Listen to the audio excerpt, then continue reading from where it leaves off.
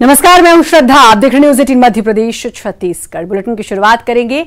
प्रदेश के 1.75 लाख परिवारों को आज उनका घर मिल गया। आज उनके घर का सपना पूरा हो गया। प्रधानमंत्री नरेंद्र मोदी ने आज इन परिवारों के लिए घर का उद्घाटन किया। ये सभी घर प्रधानमंत्री आवास योजना ग्रामीण के तहत दिए गए। प्रधानमंत्री नरेंद्र मोदी इस दौरान वीडियो कॉन्फ्रेंसिंग से उन्होंने संबोधन किया और लाभार्थियों से बात की। कार्यक्रम में सीएम शिवराज सिंह चौहान भी शामिल हुए। मध्य प्रदेश शासन से अनुरोध करूंगा कि वे स्वागत उद्बोधन करें। भारत के करोड़ों करोड़ जनता के हृदय के हार, वो देश के लिए, हमारे मीडिया के साथियों के लिए भी ये बहुत सकारात्मक खबर है। कोरोना के इस काल में पीएम आवास योजना के तहत घरों को बनाने में 125 दिन नहीं, सिर्फ 45 से 60 दिन में ही बनाकर तैयार कर दिया गया है। इससे दो फायदे हुए हैं।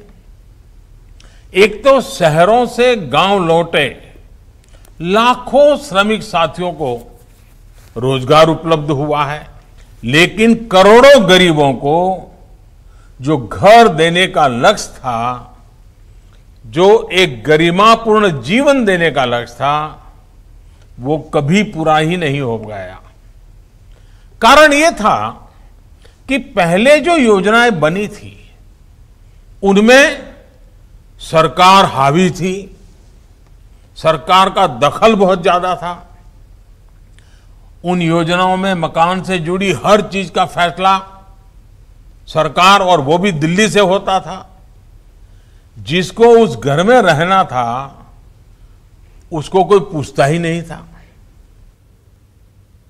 अभी तक 1,92,92,394 से 94 प्री रजिस्ट्रेशन करवाया गया है। हम समझ सकते हैं कि पूरा प्रदेश आज कितना प्रफुल्लित है और कितना प्रसन्न है। माननीय प्रधानमंत्री जी ने हर गरीब के सपने को साकार किया है। किसी ने कहा है, फूल मेरा साख मेरी और सजर मेरा भी हो, मेरा हक है इस जमीन पर एक घर मेरा भी हो।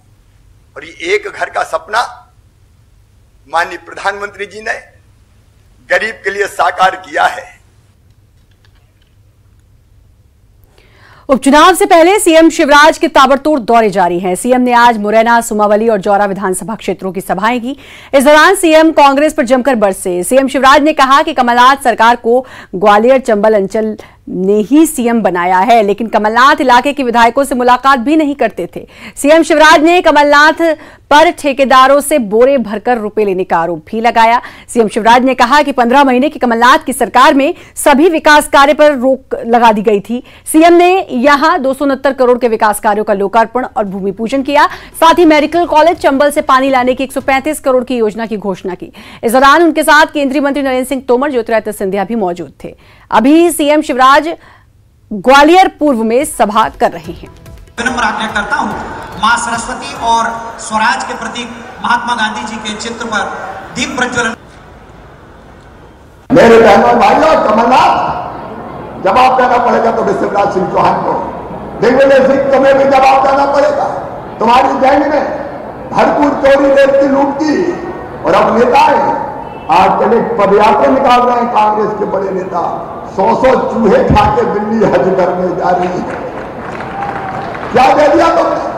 कमलनाथ जवाब दो, तुमने मेरी संबल योजना क्यों बंद की?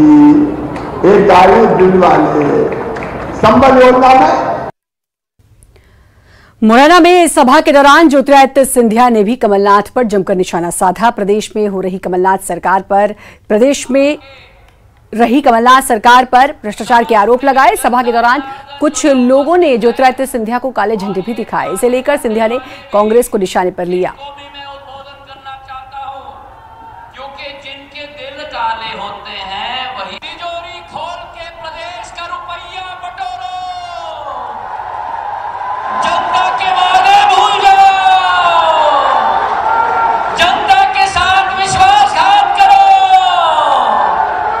जब ऐसे कौरवों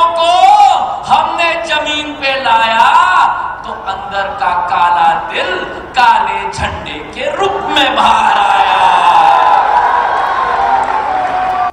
आगरमालवा से कांग्रेस ने चुनावी शंखनाद किया। बड़ौद में कमलनाथ ने सभा को संबोधित करते हुए बीजेपी पर हमला बोला। उन्होंने कहा कि बीजेपी सरकार में सभी की स्थिति खराब है। इस मौके पर पूर्व मंत्री जयवर्धन सिंह मौजूद रहे। ये तो धन तत्व है, धन तत्व सौदा कर लिया। अब भाई आप जानते हैं, छोटा सौदा तो छिप जाता है, बड़ा सौदा छिप नहीं सकता। जो सौदा करके गए, ऐसी सरकार बनाई, बोली बोली सरकार बनाई। आज चुनाव का क्या मतलब? कांग्रेस ने उपचुनाव के लिए कल 15 सीटों पर अपने प्रत्याशियों के नामों का ऐलान किया। इस लिस्ट पर कांग्रेस में ही सवाल खड़े होने लगे। कमलनाथ सरकार में मंत्री रह चुके पीसी शर्मा का कहना है कि उन्हें इस लिस्ट की जानकारी ही नहीं। पूर्व मंत्री पीसी शर्मा ने कहा कि प्रदेश कांग्रेस कमेटी ने नामों की औपचारिक घोषणा नहीं की और दिल्ली में हुए फैसले के बारे में उनको कोई जानकारी नहीं है। मामले पर बीजेपी ने तंज कसा है और कहा, मंत्री विश्वास सारंग ने कहा कि जिस पार्टी में अध्यक्ष ही इंपोर्टेड हो तो प्रत्याशी भी तो इंपोर्ट करके ही आएंगे। मंत्री विश्वास सारंग ने कहा कि एआईसीसी और पीसीसी का झगड़ा जग जाहिर हो गया।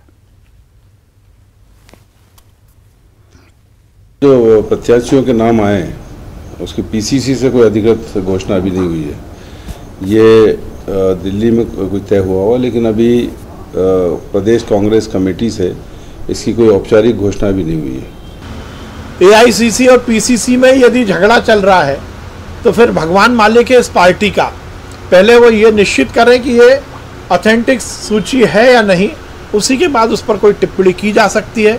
पर मैं पहले भी कह चुका हूँ, जब दुकान और शोरूम बंद हो जाए तो सेल्समैन कोई भी हो, मार्केटिंग मैनेजर कोई भी हो, आपका सामान ना बिकेगा ना कोई खरीदेगा। सवाल उठाने पर दिग्विजय को बीजेपी प्रदेश अध्यक्ष वीडी शर्मा ने जवाब दिया। उन्होंने कहा कि दिग्विजय सिंह को इस देश में कुछ भी अच्छा नहीं लगता। कमलनाथ को भी दिग्विजय सिंह ने ठिकाने लगाया। दिग्विजय जमीन खिसकने से डर गए हैं। साथ ही दिग्विजय सिंह की टीम सोनिया में वापसी पर कहा कि टीम सोनिया में दिग्विजय सिंह जैसे लोगों की ही जरूरत है। दिग्विजय सिंह, आपने पूरे मध्य प्रदेश को 2003 के अंदर बंटाढार कर दिया था, बर्बाद कर दिया था। आपको इस देश में अच्छा तो कुछ लगता ही नहीं है। आपको तो हर चीज में, जब देश की सीमा पर सैनिक अपनी जान जोखिम में डालकर देश की रक्षा करता है और 1 इंच पीछे नहीं हटता, सीने पर गोली खा करके देश के लिए अपनी आहुति दे देता है, उन सैनिकों के लिए आप कहते हो कि सर्जिकल स्ट्राइक का प्रूफ क्या है? मध्य प्रदेश में तुमको अधिकार क्या है बात करने का गरीब मध्य प्रदेश की जनता के बारे में? जबलपुर में निजी अस्पतालों की मनमानी के खिलाफ एनएसयूआई कार्यकर्ताओं ने प्रदर्शन किया। सीएमएचओ दफ्तर का घेराव करने जा रहे कार्यकर्ताओं पर पुलिस ने लाठीचार्ज किया। पुलिस ने हल्का बल प्रयोग करते हुए कार्यकर्ताओं को खदेड़ा।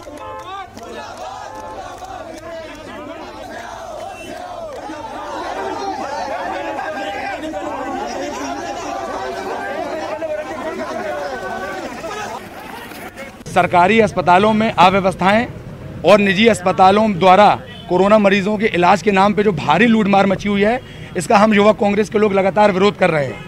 हमने आज अपने कार्यक्रम की शुरुआत के तौर पे मुख्य जिला एवं चिकित्सा अधिकारी को ज्ञापन देने का कार्यक्रम रखा था, उनका ध्यान आकर्षण कराने का कार्यक्रम रखा था। हम अपने निर्धारित कार्यक्रम के अनुसार जो हमने पुलिस को सूचना दी थी उसके मुताबिक हम यहाँ पे ज्ञापन देने पहुंचे थे, लेकिन आपने देखा किस तरीके से जो है अमानवीय बर्ताव पुलिस हमारे साथ कर रही है। क्या हम आम जनता की अगर बात प्रशासन के समक्ष रखना चाहते हैं तो क्या ये गलत है? निजी अस्पतालों की खुल्लम खुल्ला लूट मची है, कोई सुनने वाला नहीं है। सरकारी अस्पताल में लोग तिल तिल कर मर रहे हैं, क्या हम उनकी बात नहीं कर सकते? हम उनकी बात आज जिला स्वास्थ्य अधिकारी के सामने रखने आए थे, लेकिन आप लोगों ने देखा किस तरह से पुलिस ने अमानवीय बर्ताव किया, हमारे कार्यकर्ताओं के ऊपर लाठीचार्ज किया।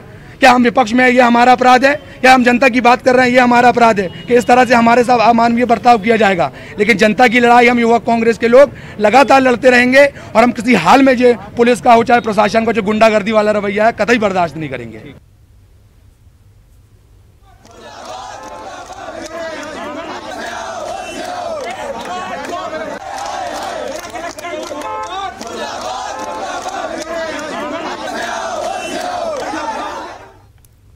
इंदौर के महू में करोड़ों रुपए के चावल घोटाले का पर्दाफाश हुआ है। ट्रांसपोर्ट व्यवसायी मोहन अग्रवाल और उनके बेटे मोहित अग्रवाल और सहयोगी आयुष अग्रवाल लोकेश अग्रवाल पर फर्जी बिल बनाकर करीब 50 करोड़ का घोटाला करने का आरोप लगा है।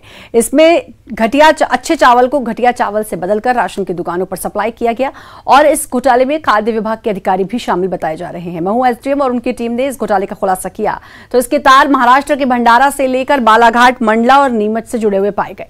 राशन की हेराफेरी मामले में परिवहनकर्ता मोहनलाल अग्रवाल के अलावा बेटे मोहित और तरुण सहयोगी आयुष अग्रवाल, लोकेश अग्रवाल समेत 4 राशन दुकान संचालक और सोसाइटी के प्रबंधक पर किशनगंज और बड़गौदा थाने में केस दर्ज करवाया गया। इसके अलावा संबंधित विभाग के अधिकारी कर्मचारियों की भूमिका को भी तलाशा जा रहा है। इतना ही नहीं, ये अंदेशा जताया जा रहा है कि पिछले 10 साल में राशन की हेराफेरी 10 सालों से की जा रही है।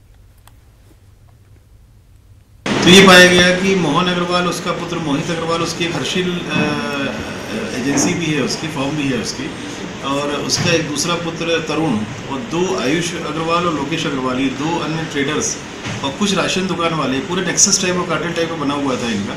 ये लोग जो नागरिक आपूर्ति निगम के माध्यम से राशन की दुकानों में विभिन्न राशन की सामग्रियाँ सप्लाई की जाती हैं, तो अलग अलग माध्यमों से कुछ केसेस में ये भी संभावना है कि बिना राशन की दुकानों में जाए बाहरी बाला ट्रांसपोर्टर अपने गोडाउन में उतार देता था, मान लो पावती राशन की दुकानों से ले लेता था। दूसरा माध्यम यह था कि खराब क्वालिटी का माल कहीं से खरीद के लाके अच्छी क्वालिटी का जो नागरिक आपूर्ति निगम का माल इसे रिप्लेस कर लेता था और ख़राब क्वालिटी का माल गरीबों को जाता था।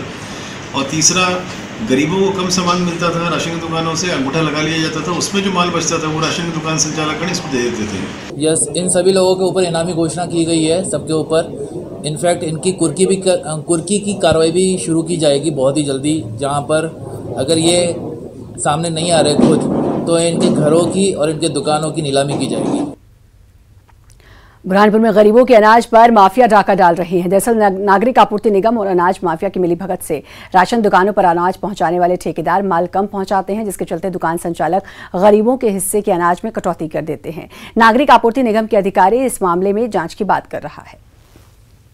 यहाँ से इसलिए ये दिक्कत आ रही है कि जब भी हम लोग ये ट्राली के थ्रू माल पहुँचाते हैं तो हम लोग कभी तो तुलवाया नहीं, आज 1-2 बार जब भी तुलवाते हैं तो बस उसमें 80 से 1 कुंटल के बीच में कमी बैठता है माल। हर गाड़ियों में 1 कुंटल से 80 किलो तक के माल कम आता है। कोई 44 का आता है, कोई 45 का आता है, कोई 40 किलो का आता है। हर कट्टे में कम आता है। जो जीवित नहीं उनको राशन, लेकिन वो जिंदा है, वो दाने दाने को, जो जिंदा है दाने दाने को मोहताज हैं। जी हाँ, ऐसी ही कुछ कहानी सामने आई डिंडौरी जिले में। देखिए स्पेशल रिपोर्ट।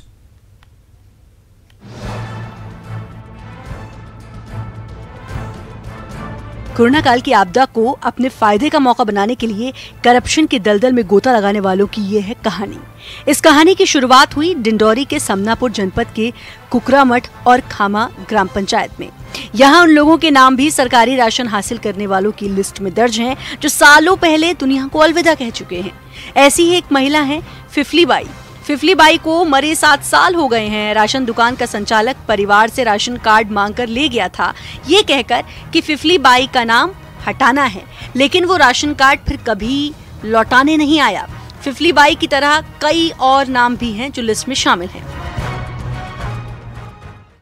फिफली बाई मेरी माता है, डुकरी दाई है, और 5-6-7 साल से खत्म हो गई हमारी माता राम, और ये हमसे राशन कार्ड वहाँ सोसाइटी में जमा करवा लिए लोग। ऐसे लोग हमारे गांव में 9 लोग हैं, जैसे फिफली बाई है और सुखीलाल है, ऐसे लोग बहुत हैं। जो हमारे गांव में सरकारी कर्मचारी हैं साहब मरे हैं, उन्होंने जो है गरीबी रेखा के नाम के तहत जो है राशन जो है ले रही नहीं, और फिर राशन जा रही से, और मरिहरन जी भी जो है विक्रेता राशन दे रही से। और यहाँ जो है कलेक्टर में आकर यहाँ खाद्य विभाग से पर्ची जो लाई गई से जो है वह उसके अनुसार हमें जानकारी मिली।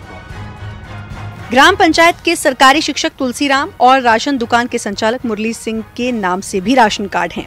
ग्रामीणों का कहना है कि राशन दुकान का संचालक गरीब और जरूरतमंद लोगों को राशन तो नहीं देता, लेकिन खुद और अपने साथियों को सरकारी राशन देने में कोई कमी नहीं छोड़ता।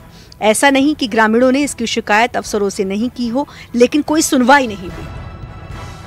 मैं राशन के लिए परेशान रहता हूँ सर। हर महीना मिलता है लेकिन मेरा राशन कार्ड रहते हुए भी, टोकन रहते हुए भी मुझे नहीं मिल रहा है सर। मैं 6 साल से मुझे न दिया जा रहा है, न मुझे इतना कोरोना की बीमारी चलते हुए भी सरकार सबको कितना मिला, राशन मिला, पैसा मिला, सब कुछ मिला, लेकिन हमको कुछ नहीं मिला सर। वो सूची में जो नाम दिख रहा है उसका जानकारी हमने ऊपर भेज चुका है, 10-11 लोगों का नाम, मरे हुए आदमी का नाम काटने के लिए। बाकी वो सूची में दिख रहा है और अपने पास राशन नहीं आ रहा है, उनका राशन कम आ रहा है। अधिकारी ये कहकर जान छुड़ाने की कोशिश करते हैं कि 15,000 अपात्रों के नाम काट दिए गए हैं और नाम जोड़ना या कटना स्थानीय निकायों का काम है। राशन कार्ड जारी करने का अधिकार जो है स्थानीय निकाय को है। कौन व्यक्ति बच्चे का जन्म होता है और किसकी मृत्यु होती है, इसका समग्र पोर्टल में हटाने का अधिकार स्थानीय निकाय को होता है। कुल मिलाकर सरकारी राशन की धांधली बदस्तूर जारी है और इसे रोकने के लिए एक्शन के नाम पर हालात ढाक के 3 पात जैसे हैं। विजय तिवारी, न्यूज़ 18 डिंडौरी। वक्त एक छोटे से ब्रेक का है, जल्द हाजिर।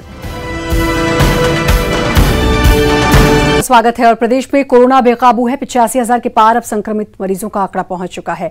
24 घंटे के अंदर 37 मरीजों की कोरोना से मौत, 2,347 नए मामले। रोजाना ये मामले बढ़ते जा रहे हैं। 24 घंटे में 1,462 मरीज स्वस्थ हुए हैं, लेकिन आंकड़ा रोजाना बढ़ता जा रहा है। 2100, 2200 और अब 2300 से ज्यादा मामले सामने आए हैं पिछले 24 घंटे के अंदर। 2300, 2350, 2,347 के करीब ये मामले आए हैं 24 घंटे के अंदर। 37 मरीजों की मौत हुई है कोरोना से। 85,000 के पार यह आंकड़ा पहुंच चुका है और 24 घंटे में 1,462 मरीज ऐसे हैं जो स्वस्थ हुए हैं।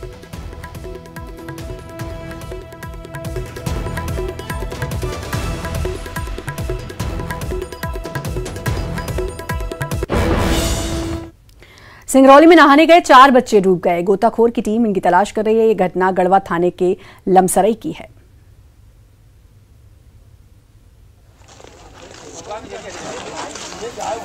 नहाने गए थे बच्चे और वहीं यह हादसा हुआ और 4 बच्चे डूब गए। फिलहाल इनको तलाशा जा रहा है।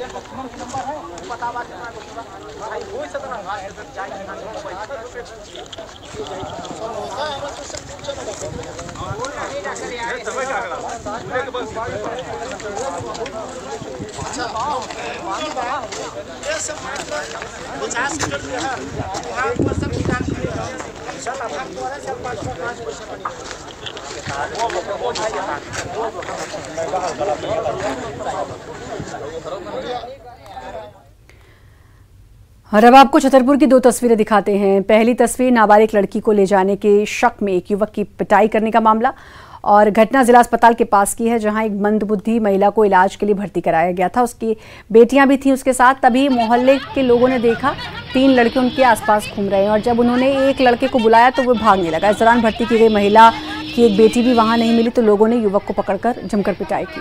वहीं दूसरी तस्वीर युवक को आत्महत्या से रोकने की। पड़ोसियों ने युवक को पेड़ से बांध दिया। ये युवक आत्महत्या की कोशिश कर रहा था। भूख और बेरोजगारी से परेशान बताया जा रहा है। स्थानीय लोगों ने इस युवक को बचाया। युवक के नाम मांगने पर इसको पेड़ से बांध दिया। बाद में पुलिस पहुंची और फिर मदद का भरोसा दिया। घटना गढ़मंधरा थाना क्षेत्र की बताई जा रही है।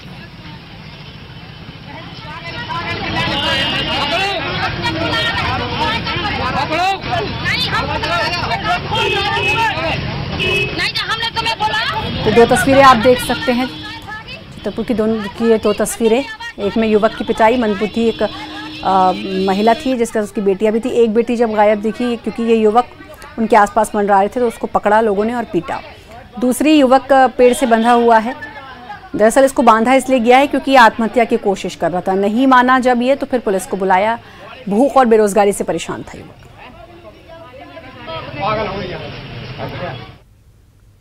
राजधानी भोपाल में नीट एग्जाम के लिए सभी तैयारियां पूरी कर ली गई हैं। परीक्षार्थियों की सुविधा के लिए सभी तैयारियां की गई। परीक्षा की तैयारियों के बारे में ज्यादा जानकारी दे रही हैं हमारी संवाददाता। मेडिकल संस्थानों में प्रवेश के लिए नीट परीक्षा आयोजित होने जा रही है और नीट परीक्षा को लेकर व्यवस्थाएं चाक चौबंद की जा रही हैं ताकि जो दूर दराज से स्टूडेंट्स परीक्षा देने के लिए राजधानी भोपाल पहुंचे उनको किसी भी तरह से कोई दिक्कत ना हो। प्रदेश भर में इस बार 58,000 से ज़्यादा जो स्टूडेंट हैं वो नीट की परीक्षा में शामिल हो रहे हैं और प्रदेश भर में 144 एग्ज़ाम सेंटर्स तैयार किए गए हैं जिसमें राजधानी भोपाल में यानी भोपाल जिले में 26 एग्जाम सेंटर बनाए गए हैं, जिसमें परीक्षार्थी यहां पर नीट की परीक्षा में शामिल होंगे। 2019 की तुलना की जाए तो इस बार 2020 में छात्रों की संख्या में इजाफा हुआ है, यानी 4,406 ज़्यादा परीक्षार्थी इस बार नीट की एंट्रेंस एग्ज़ाम में शामिल हो रहे हैं। और इस बार जो नीट की परीक्षा है वो ऑफलाइन मोड पर आयोजित की जा रही है, यानी ऑफलाइन मोड पर जो प्रदेश भर में स्टूडेंट्स एग्ज़ाम सेंटर पर पहुंचेंगे वो ऑफलाइन मोड पर परीक्षा आयोजित की जाएगी। हालांकि कोरोना संकट काल है, यानी कोरोना महामारी का दौर है, इसी बीच में ये परीक्षा आयोजित हो रही है। ऐसे में स्टूडेंट्स को मास्क लगाकर एग्जाम सेंटर पर पहुंचना अनिवार्य होगा। स्टूडेंट्स किसी भी परेशानी होने पर इन नोडल अधिकारियों को कॉल करेंगे और तुरंत समस्याओं का समाधान किया जाएगा, यानी इस बार स्टूडेंट्स को पिकअप में कोई दिक्कत ना हो, इसीलिए हर शहर में पिकअप पॉइंट बनाए गए हैं। एग्जाम सेंटर्स तक पहुंचाने के लिए लाइसेंसिंग अधिकारियों की नियुक्ति भी की गई है और इस पूरे पिकअप पॉइंट को लेकर स्टूडेंट्स को कोई दिक्कत ना हो, इसके लिए कलेक्टर भी लगातार मॉनिटरिंग करेंगे। कैमरामैन अनिल के साथ रंजना दुबे, न्यूज़ 18 भोपाल। और इसी के साथ फिलहाल इस बुलेटिन में इतना ही। बाकी खबरों के लगातार बने रहिए न्यूज़ 18 मध्य प्रदेश छत्तीसगढ़।